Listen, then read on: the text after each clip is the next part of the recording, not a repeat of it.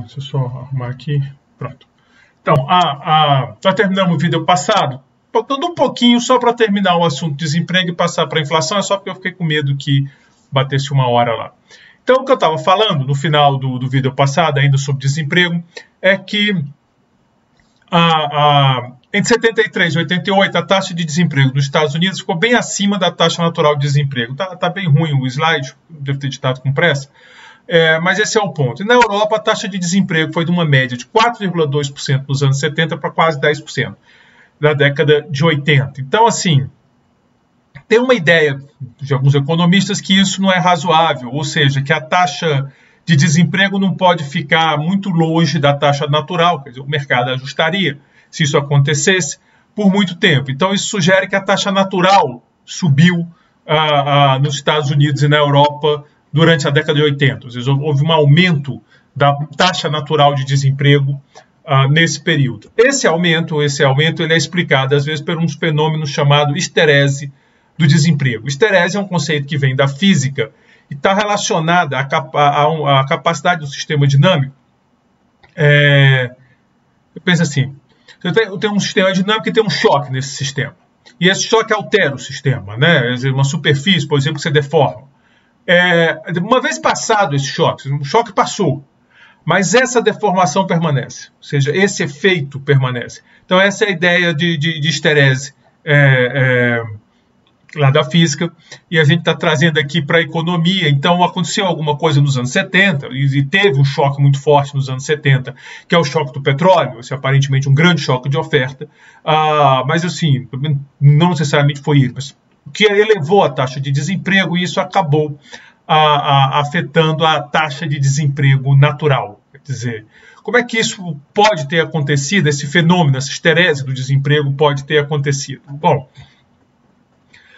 o próprio desemprego, né, pode ter criado isso. Então, o cara está desempregado, ele começa a aprender a se virar. Como é que ele se vira? Programa social, lá nos Estados Unidos tem o welfare, aqui Bolsa Família, o cara vai fazendo bico, vai se virando, fazendo uma coisa ali, outra ali, e acaba que ele também estava procurando emprego. Ele se aprendeu a se virar, essa seria uma hipótese. A outra hipótese é o desalento, né? O cara desiste mesmo de procurar emprego e vai saindo lentamente da força de trabalho.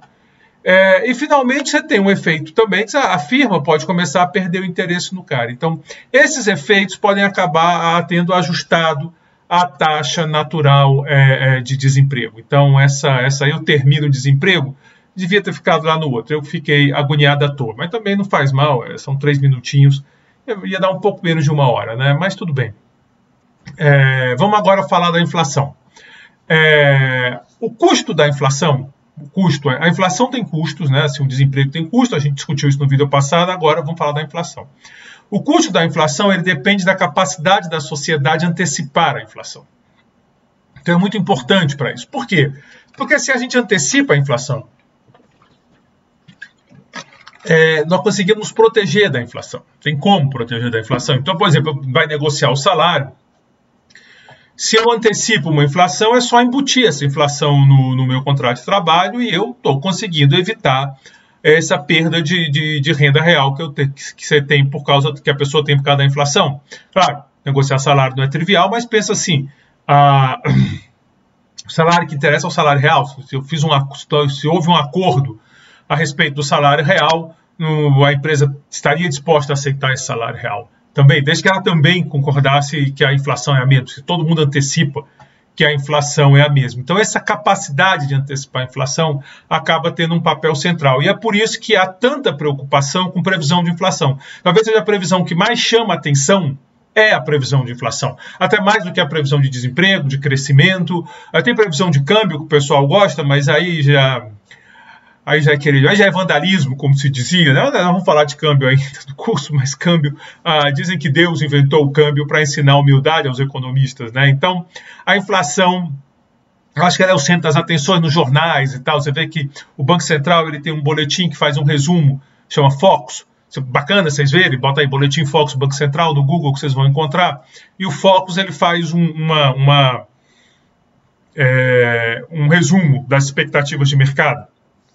Você vê que o que mais chama atenção, o que mais sai na imprensa é exatamente a de inflação, né? A previsão de inflação, quanto é que está prevendo, quanto é que não está prevendo, e aí fica vendo os erros. E por que essa preocupação? Por conta disso, porque à medida que você vai antecipando a inflação, você vai reduzindo o custo, e vira uma das grandes discussões em macroeconomia como que as pessoas antecipam a inflação.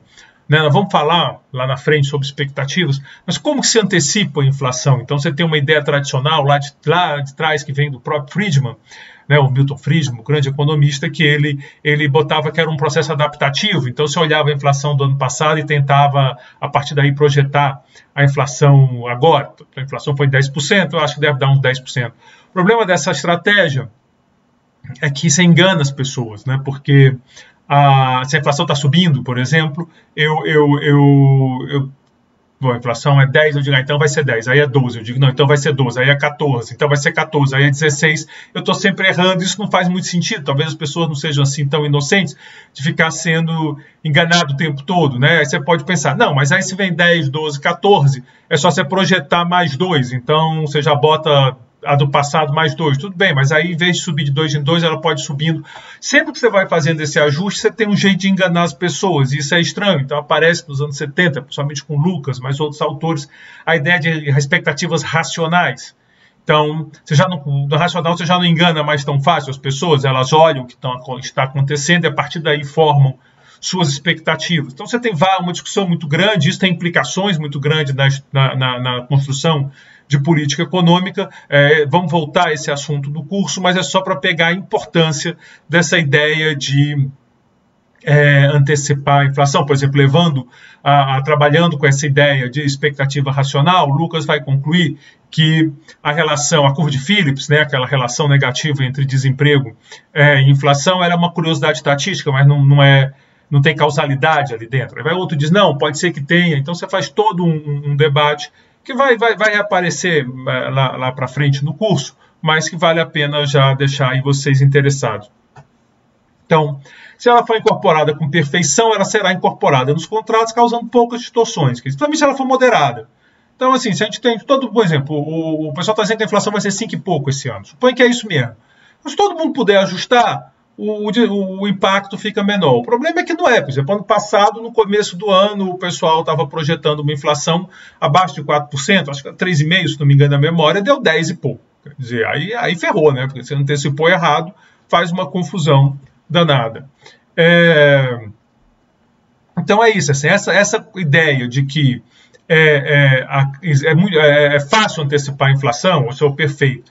E também é fácil ajustar contratos, sob essa hipótese, onde a inflação não teria muito impacto, talvez ela não seja uma boa descrição, né? Talvez não seja verdade. Primeiro, não é tão fácil antecipar, né? É claro que o momento atual é muito atípico, né? E dificulta muito.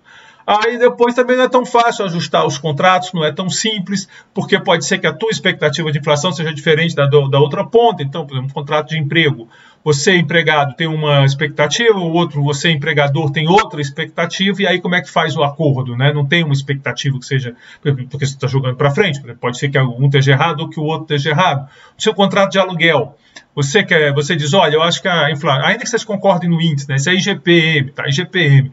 Eu acho que vai dar tanto, o outro acha que vai dar tanto, então não é tão fácil fazer esses contratos e muito menos fácil prever a inflação, e aí a inflação acaba tendo, de fato, um custo na sociedade. Os contratos normalmente são feitos em termos nominais, e aí erros de previsão de inflação se torna mesmo fonte de distorção, quer dizer, o preço que está sendo tratado não é o preço real que reflete o mercado. Se a inflação for maior que a esperada, devedor vão pagar com reais que valem menos do que o previsto. Então, eu te empresto, a gente faz um contrato para você me pagar, paga aí, sim, tipo comércio, né? 10 vezes sem entrada, sem juros, a primeira a perder de vista, mais ou menos, mas vamos lá.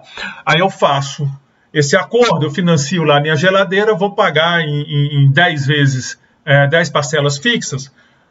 Dentro desse contrato está embutido uma expectativa de inflação por parte de quem está me financiando. É claro que ele está embutindo essa expectativa. Se a inflação ficar maior do que essa esperada, esse cara se deu mal.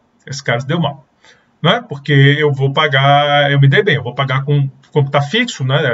Parcela fixa ali no contrato. eu vou acabar, eu me dei bem, quer dizer, eu sou o cara que peguei emprestado, eu me dei bem, porque o dinheiro que eu vou pagar vale menos, aquele, sei lá, R$300 a parcela, que eu vou pagar daqui a 8 meses, está valendo menos do que a gente achava, porque a inflação ficou maior do que a esperada. Se for menor, vale o contrário. Então, os devedores vão,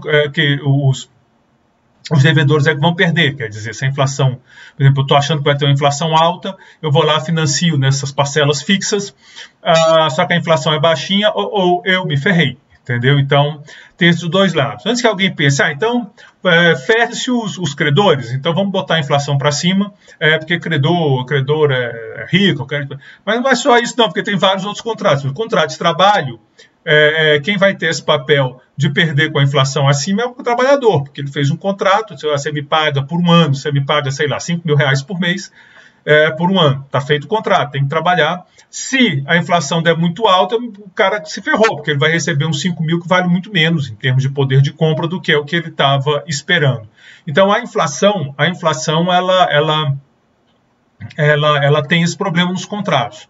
Não é isso porque muitas vezes os contratos são feitos em termos nominais. Você vai lá e faz o contrato, assina o aluguel, assina o financiamento, assina o contrato de trabalho, e etc. Então, essa inflação inesperada, ela traz um elemento de risco que pode evitar que algumas trocas deixem de ocorrer no extremo. Então, se eu começo a ter muito medo, eu acabo não fazendo essa troca, o que gera um tipo de perda de peso morto. Então, vocês imaginam, nos anos 80, era muito difícil você encontrar esses financiamentos que a gente vê hoje de longo prazo, quer dizer, você vai lá, compra um carro, você faz às vezes em até 5 anos, né, 3 anos, fácil de conseguir por aí contrato, contratos fixos por 3 anos. Então, há uma ideia aí de que a inflação vai ficar no aceitável.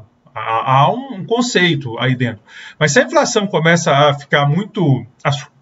aparece inflação inesperada e ninguém consegue antecipar, você vai ficando com medo de fazer esse tipo de contrato. Você, eu não vou fazer esse contrato, porque eu posso me dar muito mal. Você imagina, se o cara financiou o carro dele, em 3 anos, dá uma inflação aí, quer dizer, deu 10% ano passado, muito alto, a meta era bem abaixo disso, quer dizer, ainda a meta, você vai lá, bota 4, que era o que você esperava, deu 10. Passa 3 anos assim, o cara que fez o financiamento se ferrou, então ele pode não querer mais financiar. Se eu não financio, e sem esse financiamento pode ser que alguém deixe de comprar. Então, transações deixam de ser realizadas, gerando um baita custo econômico. Quer dizer, é complicado esse negócio de inflação. A inflação não esperada redistribui renda e riqueza também, sempre para o cara que ficou de receber fixo. Esse é o cara que perde, né? Uma inflação acima do esperado, uma inesperada alta, ela sempre ferra o cara que ficou de receber. Então, pode ser o cara que te financiou, mas pode ser você, o trabalhador que fez o contrato, um proprietário que fez o aluguel. O cara que tem o fluxo de renda nominal determinada pelo período de tempo, né? Você vai receber 5 mil por mês.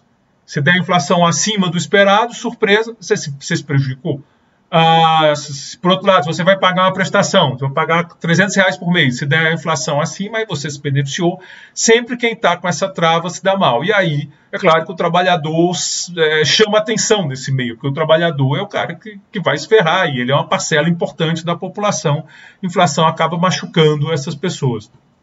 Bom, alguém pode ter a seguinte ideia: por que eu não faço um contrato com cláusula de reajuste pela inflação? No lugar de fazer o contrato, me paga parcela de R$300, a gente faz um acordo. Qual é o nosso índice de inflação? É IPCA, por exemplo, que é usado para a meta de inflação. E você diz, tá jóia, então a parcela agora vai ser, sei lá, 250 ou 280, mais a variação do IPCA. Então você vai pagar, você vai ajustando pelo IPCA. Bom, esse tipo de contrato existe, teoricamente pelo menos existe, já foi muito comum no Brasil, quer dizer, no tempo da inflação era muito comum, e é isso que chama indexação. O contrato passa agora a estar preso a algum índice de inflação. Então, quando a inflação vai ficando alta, isso vai aparecendo. O Brasil tem uma experiência gigantesca com indexação dos anos 70, nos anos 70 se fortaleceu muito, nos anos 80 era tudo indexado. Era impensável fazer contrato sem indexar.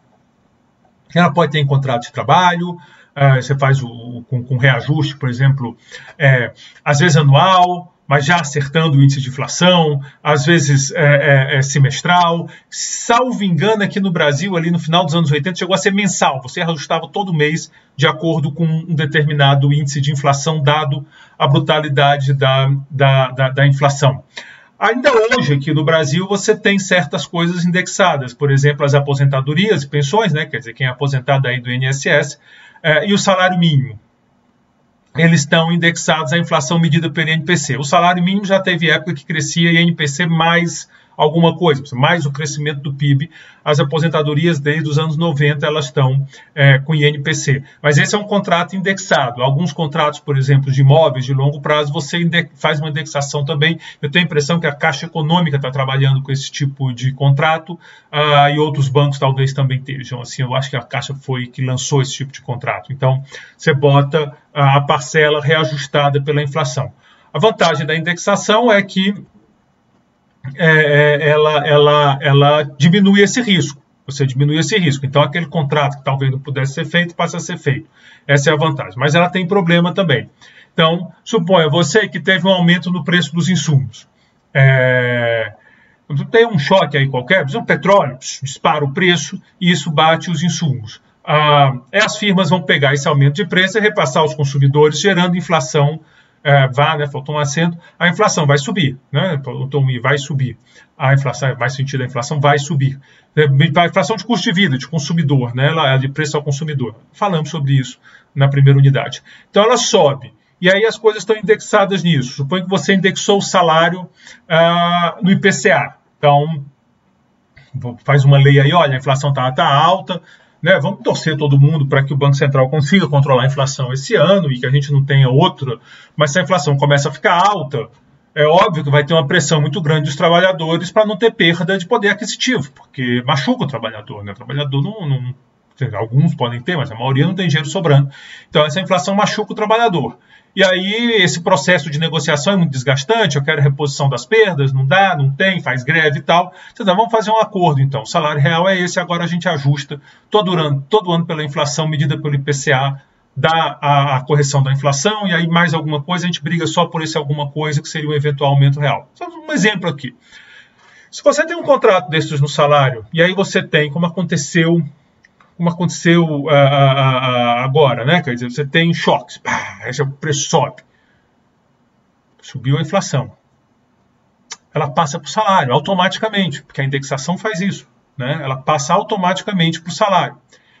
Esse salário é um aumento no custo dos produtores de insumo, então isso vai trazer um novo aumento no preço dos insumos. E aí você está a indexação alimentando a inflação, você está dando um movimento próprio, né? Você está estimulando uma inércia da inflação, ela vai ganhando força. Então esse é o grande perigo da indexação. Quer dizer, você pega agora esse ano, a inflação ano passado, 2021, pegou fogo no mundo. Né? No Brasil deu mais de 10%, nos outros países não deu tão alto, quer dizer, tem uns que, mas eles são suspeitos de sempre, tipo a Argentina e tal. A Turquia deu bem alto, mas você pega os Estados Unidos, deu bem mais alto que o normal. Então a inflação apareceu. O que está todo mundo olhando agora? Como é que vão ficar os salários? Por quê? Porque você vai ter uma pressão dos trabalhadores. Eles querem, olha, eu quero o meu reajuste, eu quero o poder de compra que eu tinha antes. E assim vão dizer, não tenho como e tal, não dá para mim. Começa aquele jogo de negociação, aí entra sindicato, aí tem que... Tá bom, isso aí tem outra abordagem, né? Isso é micro, o pessoal de micro faz essas negociações. Se for uma coisa simples, é a produtividade marginal, mas se for uma coisa mais bacana, você vai botar uns jogos aí, vai ter talvez algum markup, alguma coisa assim. Não interessa. Ponto como que essa inflação de 2021 vai pesar nos salários em 2022, podendo alimentar esse processo dessa espiral inflacionária. Ou não. Os trabalhadores vão assimilar a perda, olha, a economia está muito ruim, melhor perder renda real do que perder o emprego, né? E aí o cara acaba recuando, os sindicatos ficam com medo, o trabalhador tem medo, diz, não, vai que eu paro e perco meu emprego.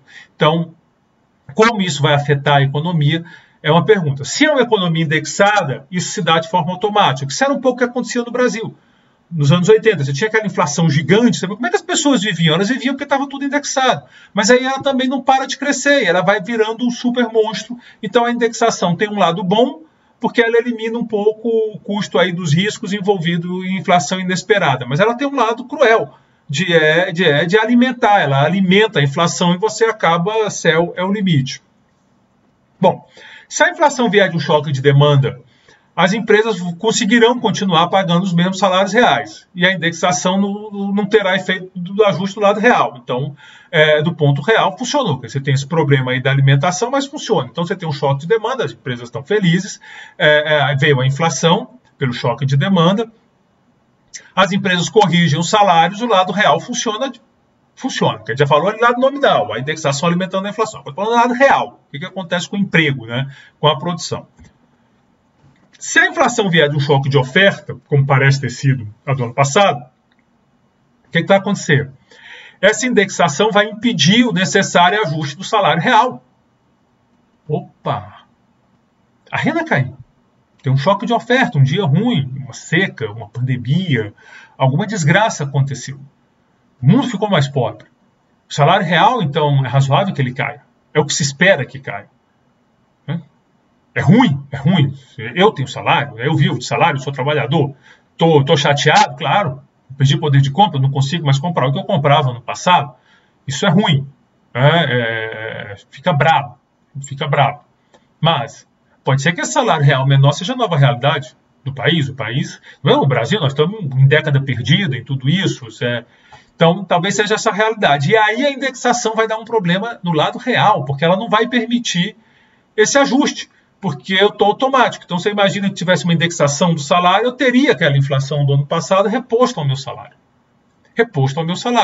Então, o lado real não ajusta. Como a universidade pública, eu ia dar um problema e ia acabar mandando a conta para o pagador de imposto, né, que é o que acaba acontecendo. Se uma universidade particular, ela provavelmente diminuiria o quadro docente. Ela ia chegar e dizer, gente, eu não tenho mais como segurar todo mundo, não. Vai sair sai uns 3, 4 aí, e os outros se viram para cobrir o buraco. Então, seria um mecanismo cruel, afetando o emprego, afetando o lado real. Então, é outro problema da indexação. Ela pode impedir esse ajuste de salários reais, levando ao nível de desemprego maior que o necessário para ajustar a economia ao choque de oferta. O choque de oferta já vai gerar o desemprego pela natureza dele, nós já vimos isso, ele gera o desemprego. Aí tem esse problema do salário, que é o que pode acontecer esse ano, por exemplo, você pode ter uma tensão e o desemprego, ele permite que o salário ajuste para baixo, porque você começa a ver muita gente desempregada, você diz, eu que não vou pedir a brigar com o meu patrão, senão eu perco meu salário, é o pior dos mundos, eu vou lá para o desempregado, melhor perder um percentual do meu salário, do meu poder de compra, do que perder inteiro. Então, tem esse efeito aí no ajuste. Agora, quando você está indexado, salário indexado, isso não acontece, então você tem uma dinâmica diferente e a indexação acaba machucando o lado real da economia. Bom, então, vimos aqui desemprego, né, no vídeo passado, e inflação. Para terminar essa unidade, vou falar um último conceito. É um conceito interessante, esse que vocês encontram na internet, fala muito disso na internet e tal, e é bacaninha, vamos lá. Chama índice de miséria, que é basicamente você somar a taxa de desemprego e inflação. Então, soma as duas e vê o que acontece, né? A gente sabe que o ideal é ter uma baixa taxa de inflação. Há quem diga que zero não é bom, mas porque sempre tem esses problemas de correção, por exemplo, de salário real, e a inflação faz esse serviço devagarinho e tal. Há quem diga que o melhor é que seja zero, mas pouca gente vai achar que inflação alta é bom. Inflação baixa. Embora a gente possa discordar do que significa baixa. E desemprego idem, quer dizer, talvez também não seja zero, porque tem o desemprego friccional, nós já conversamos sobre isso. Mas também baixo. Então, seria bom que essas duas coisas sejam baixas, então a soma é baixa. O índice de miséria pega isso, então somando os dois para ver o que dá. Então é a taxa de desemprego mais a taxa de inflação.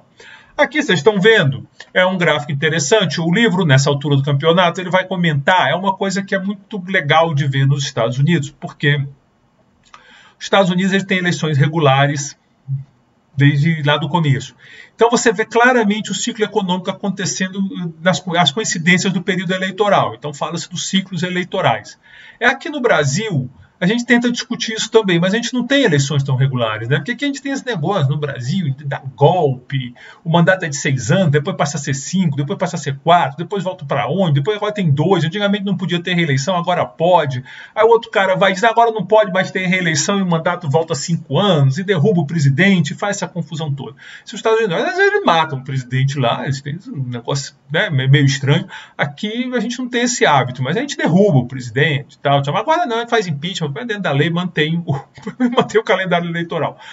Mas agora, né, sem tomar partido. Teve do Collor, teve da Dilma, cada um que chame o seu de golpe ou não golpe e tal. Essa é outra discussão. O importante aqui é o que faz essa regularidade, né? Então aqui fica mais difícil ver essas coisas, né? Fica mais complicado. Também é verdade que desde lá da estabilização a gente teve, né? O Fernando Henrique ficou 4 e está cada um ficando 4, podendo repetir, né, Fernando? Até agora todos repetiram, a gente não sabe o que vai acontecer com o que está aí, mas tem as eleições regulares a cada 4 anos. Mas nos Estados Unidos você tem os padrões que você vê, e aqui esse gráfico capta um pouco dessa ideia. E ele está mostrando para os Estados Unidos o índice de miséria e o percentual da eleição presidencial para o partido no poder. Então, quanto maior essa barra, melhor foi o partido que está no poder. Independente de quem seja. Eu quero saber assim, lá também só tem 2, né? Então, a gente quer ver o que está acontecendo. Ele vai de 48 a 2008, né? Que são as eleições que ele pegou. E aí, olha como é curioso. Assim, você vê aqui, por exemplo, você tem aqui uma alta no nível de miséria. Cai o percentual de votos para o partido no poder. Aqui no pico do índice de miséria, você vê o que aconteceu. Aqui era o Carter, né? O tipo Carter. O Reagan é eleito. Aí quando ele é eleito, né, a economia melhora. Aí o que acontece? Só que lá para cima que vai, né, o partido lá, o partido dele. E aí ele é reeleito também, muito bem e tal. Quer dizer, o índice já tinha caído um pouco mais, dá uma subidinha, o pessoal já, também talvez tivesse diminuído um pouco a empolgação. E aí quando você vem aqui no Bush Pai, no Bush Pai, que é o partido que está... Calma, aqui a eleição... E agora já perdi as contas. O Reagan foi eleito em 80, reeleito em 84. Em 88 foi eleito o Bush Pai, exatamente. Aí em 92, você vê que o negócio ficou feio, né? Você estava com essa subida do índice de miséria, a vida piorando, o pessoal maltratou os republicanos. Aí veio o Clinton. Aí chega aqui o Clinton, você está mais ou menos aqui. Você vê que começa uma trajetória de queda do índice de miséria. O Clinton acaba sendo reeleito. Aqui é uma eleição apertadíssima, a eleição do Bush, né? Mas estava dando uma levantadinha no índice de miséria. É uma eleição quase que ali no olho técnico, teve aquela confusão na Flórida e tal. O Bush, aí tem a piorada, né? Vem a crise, piora o índice de miséria, os democratas acabam voltando. Então você tem uma sequência de... Calma. Calma, aqui eu posso ter me atrapalhado um pouco. Mas em 2008, o Bush foi 2000, era o Bush quem ganhou, foi o Obama. Então esse aqui tinha que estar abaixo de 50. Mas que seja, o Obama foi eleito. Os republicanos perderam, 2008 foi eleito o Obama, né? E aí ficou 2008, depois 2012 ele foi reeleito, 2016 veio o Trump, 2020 o Biden, é isso mesmo. Então tem uma relação, né? Você vê que tem uma relação entre essas coisas. Aí eu peguei, fui lá no FMI e fiz para o Brasil. Vamos ver o Brasil. Eu não tenho essas barrinhas bacaninhas com o percentual de eleições presidenciais para o partido do poder. Eu não fiz isso, mas a gente lembra um pouco da história. A história é recente, a gente lembra. Então, começa aqui em 2002. Eu fiz só do século XXI. Aí você começa aqui em 2002, você vê que dá uma disparada no índice de miséria. Isso é aquela inflação lá em cima em 2002, a vida piorando muito. E o que acontece? Os tucanos que vinham no poder, né, o Fernando Henrique tinha sido eleito em 94, foi reeleito em 98, no primeiro turno, isso é uma coisa que impressionante. Depois disso, o Fernando Henrique foi eleito e reeleito no primeiro turno. Ninguém mais ganhou a eleição no primeiro turno depois dele. Mas, com o índice de miséria lá em cima, e a inflação muito alta em particular, o desemprego estava alto também, veio com o índice da mais ou menos uns 20 e tantos, 24 é aqui, sei lá, talvez 25, aí foi 12 e pouco de PCA, o resto, 13 era desemprego, lá em cima. Então, perde as eleições, o PT ganha. Então, chegou o PT, e o que acontece quando o PT chega? Quando o PT chega, você começa a cair o índice de miséria. Então, vem aqui os governos do PT. Em 2006 nós temos eleições, e o índice de miséria está aqui embaixo, tá? Um dos menores da série. O que acontece ali? Lula é reeleito. E bem, para quem não foi uma eleição que parecia até que o Lula ia ganhar no primeiro turno, aí deu o escândalo dos aloprados que aconteceu ali durante o primeiro turno, isso machucou o Lula acabou não ganhando, mas o adversário dele, que na época era o Alckmin, tem um fenômeno interessante, porque ele teve menos votos do que ele teve no primeiro turno, quer dizer, ele foi para o segundo turno e teve menos votos, você vê a força do Lula ali. Aí vem, tem uma subida no índice de miséria aqui, vem caindo, isso aqui é a crise internacional, e de alguma maneira o governo explicou isso, olha gente, não é culpa minha, o mundo está pegando fogo, você vê que a situação do Brasil nem foi tão grave, essa marolinha que se falava na época, e o Lula e o PT conseguiu, então o partido no poder conseguiu reeleger. E vem segurando a onda, né? Vem segurando a onda até 2014, quando tem eleição e fica no poder. Mas depois não dá mais para segurar. A pressão vinha grande, 2015 a inflação dispara, o desemprego sobe, mas aí não tinha eleição. Não tinha eleição, porque a eleição tinha sido em 2014, a próxima eleição seria só em 2018. Em 2018. O que aconteceu? Protesto de rua, para a rua e tal, acabou que caiu o governo, entra um governo novo, o governo do Temer, né, que é 2016, aqui é 14, 15, está aqui nesse pico 16, e tem uma queda aqui. Curiosamente, o Temer não conseguiu se aproveitar disso em termos eleitorais. E aí, de novo, talvez o momento de tensão do país explique um pouco o que aconteceu. O país estava numa situação muito tensa, era aquela história que dizia, né? Você tinha metade do país,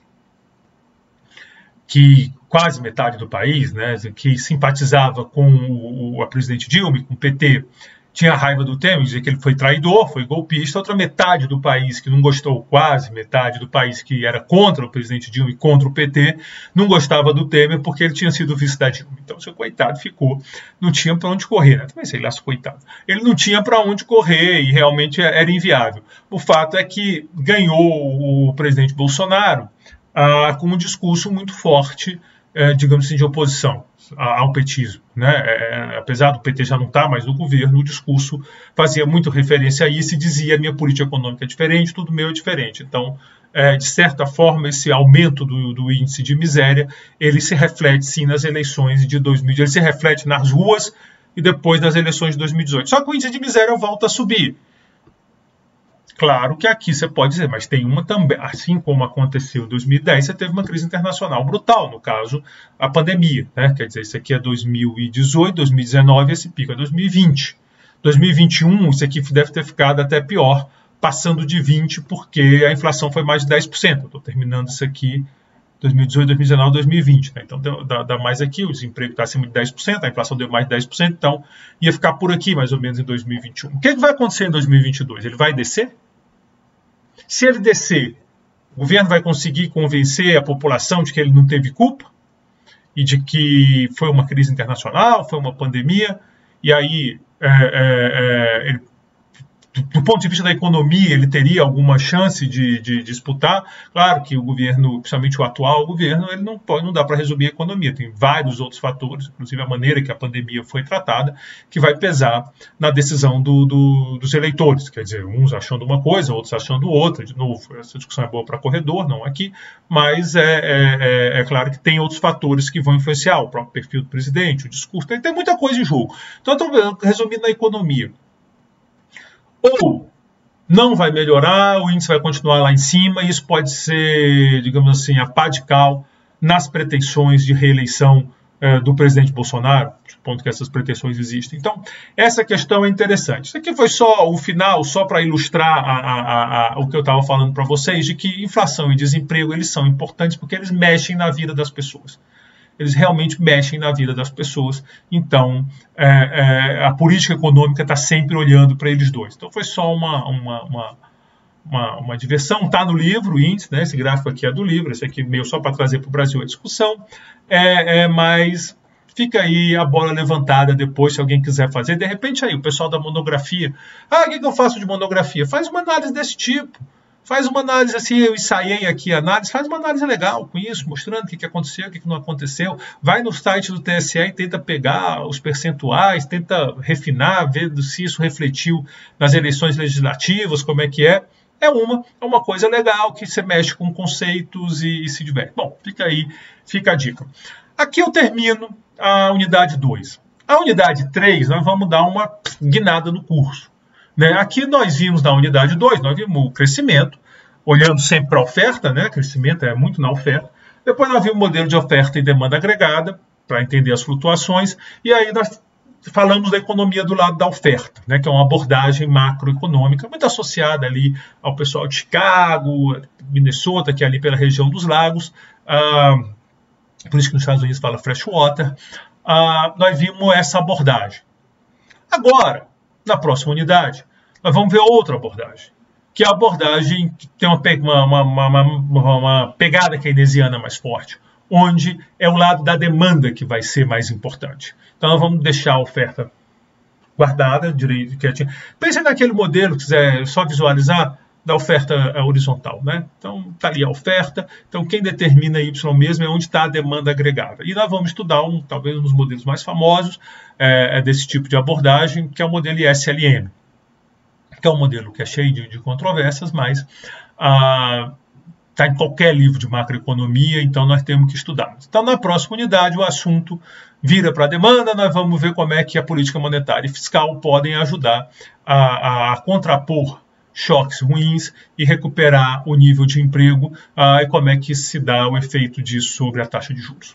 E no final, também abrir a economia. Então, esse aqui encerra a unidade 2. Muito obrigado pela atenção de vocês e até os próximos vídeos.